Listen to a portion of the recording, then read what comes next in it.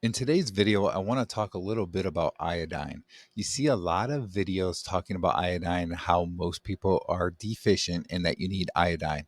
But what you don't usually hear is how to know for sure how much iodine you need and if you even need to supplement it. So, one of the first things you need to remember is that eggs and seafood both have iodine. They're good sources of iodine. So, keep that in mind. Um, but iodine can be a problem if you're deficient, but it can also be a problem if you've got too much iodine. It can cause thyroid issues for one thing, and a few other types of issues if you're, too if your iodine level is too high, I guess I should say. So we want to know how we can check that. Here's an easy, simple way at home to check your iodine. You just need a bottle of the iodine, like Lugol's 2% or something like that, right? Iodine solution. And what you want to do is you want to take it and then just, if I can show my arm here, you're just going to put a little bit, like a couple drops on your arm. And you can kind of see if I can turn my arm the right way. I've got the stain here. I'm having trouble, but I got this stain like right over here somewhere. Here we go. Right over in here. There's a little bit of a stain. So what you do, you put the iodine on, and again, just like 2 drops on your arm, and wait a couple of hours and see if you can still see the iodine stain. If you can, then you've got plenty of iodine in your body. If you're not supplementing any iodine at that point and you see the stain after a couple hours, you don't need to supplement iodine.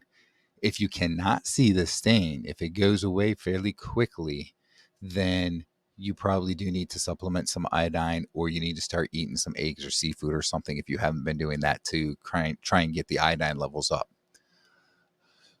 So, okay, let's say that you do see the stain still after a couple hours and you are already supplementing iodine.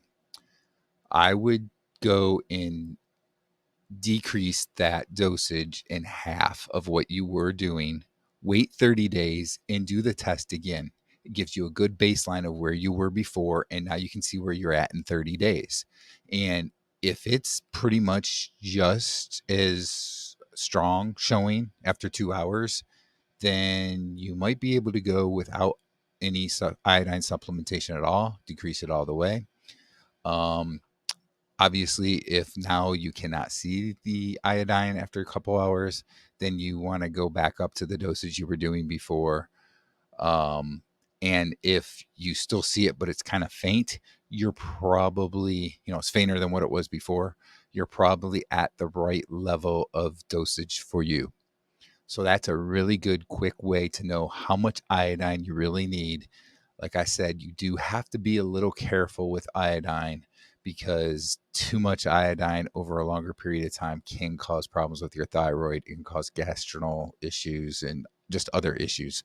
So definitely check on your iodine levels, and that's a good way to do it before you just decide to start supplementing. Just because you see everybody talking about how you need iodine, it doesn't mean that you in particular actually need iodine. So keep that in mind. Go through this test and see if you really need it or not, and help from there how much dosage you really need.